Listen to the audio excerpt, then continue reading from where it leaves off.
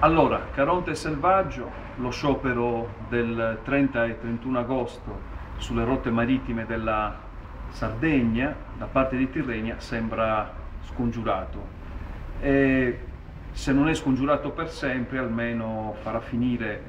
degnamente queste vacanze a 20-25 mila persone che siano fidate della società di Stato di navigazione e che invece erano state minacciate in maniera esplicita e direi con un'arroganza che era da molto tempo che non si sentiva,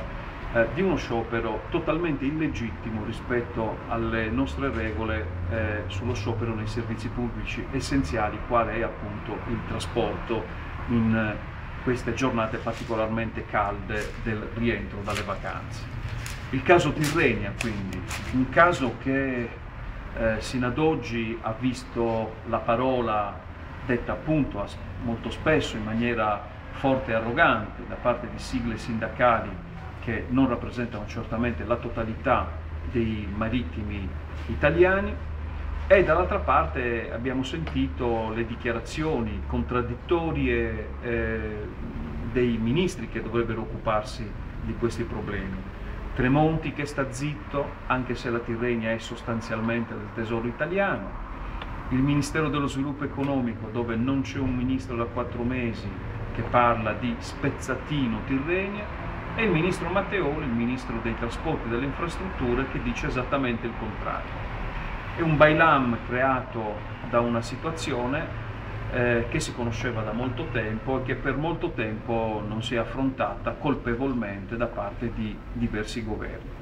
Tirrenia è una società che si regge economicamente solo sulla base dei sussidi,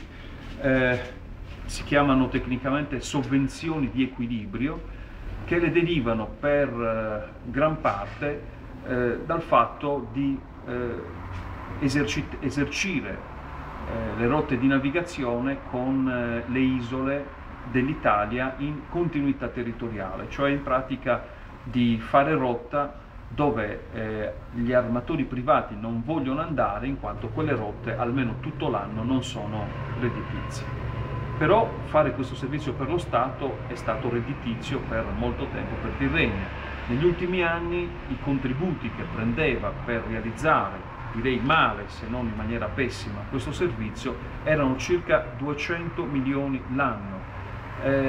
In Sardegna negli ultimi anni certificati sia dalla Corte dei Conti sia da alcune indagini di audizioni del Parlamento, il contributo è stato di circa 50 milioni per le rotte da e per la Sardegna e di circa 15 milioni per le rotte dalla Sardegna alle isole minori sarde, quindi San Pietro, la Maddalena e Palau Corsica. Nei 5 anni che la Corte dei Conti ha monitorato attentamente, di cui ha riferito al Parlamento, noi abbiamo visto sempre più decrescere i margini economici dell'attività di Tirrenia, sottoposta anche a una giusta concorrenza, e crescere sempre più, moltiplicarsi anzi per 3, i costi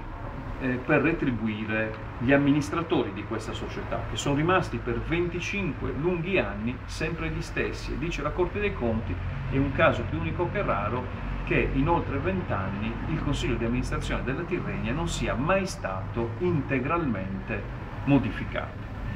E allora, continua la Corte dei Conti nella relazione al Parlamento, la Tirrenia esiste perché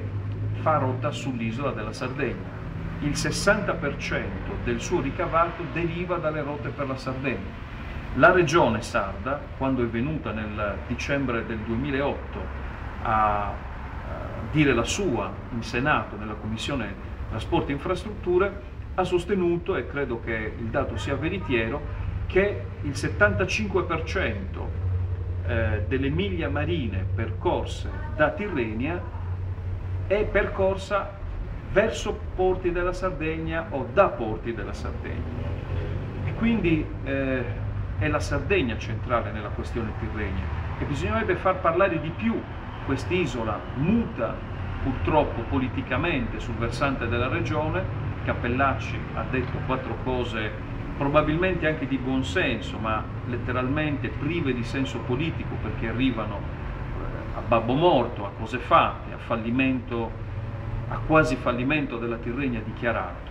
Però bisognerebbe far dire di più ai passeggeri e alle imprese che vengono in Sardegna e partono dalla Sardegna, che hanno visto nel servizio della Tirrenia un servizio assolutamente poco competitivo rispetto alle loro esigenze e molto spesso senza concorrenza. Ecco, è possibile rilanciare Tirrenia facendola competere anche con altre società e magari lasciando poi scegliere al mercato e ai passeggeri qual è la nave migliore, la rotta migliore? È possibile, sì, e ce lo chiede anzi l'Unione Europea. L'Unione Europea è dal 31 dicembre del 2008 che sta dicendo allo Stato italiano che non va bene mantenere le sovvenzioni a favore solo della sola Tirrenia, ma bisogna fare una gara internazionale per mettere appunto a possibile vantaggio di diverse offerte le rotte che vanno sovvenzionate, non tutte, solo quelle che non sono redditizie per le compagnie di navigazione e quindi probabilmente anche risparmiando nell'ambito del bilancio delle regioni e dello Stato italiano che finanziano questo servizio. E allora lo spezzatino da auspicare e non da respingere come con grida e con molta arroganza hanno fatto alcune sigle sindacali e da un'altra parte ha fatto il ministro Matteoli, è esattamente proprio questo: spezzare il monopolio che lega le sovvenzioni per fare una buona navigazione e rendere un buon servizio alle imprese e ai passeggeri da e per la Sardegna e l'attività armatoriale in genere. Questo è lo spezzatino che ci piacerebbe vedere realizzato dal cuoco Giancarlo D'Andrea, commissario straordinario della Tirrenia. È un'aspettativa che in qualche modo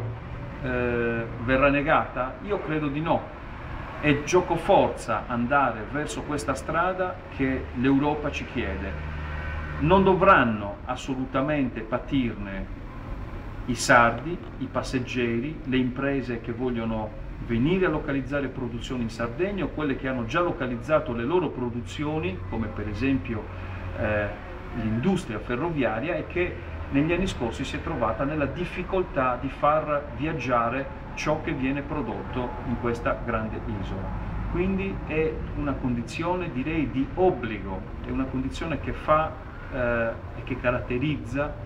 l'azione, dovrà caratterizzare l'azione del governo per rendere unita la Sardegna all'Italia ed evitare che qualcuno profitti di questa situazione per ragionare invece nel senso della sempre più forte disunità delle politiche del governo, di questo governo di centrodestra, rispetto alle sorti economiche e sociali della Sardegna. Io credo quindi sarà giocoforza andare verso questa strada, però bisognerà tenere alta la guardia perché la confusione creata dall'indecisione del governo, dal silenzio della regione non ci lascia prefigurare nulla di buono. Vedremo cosa diranno le prossime settimane.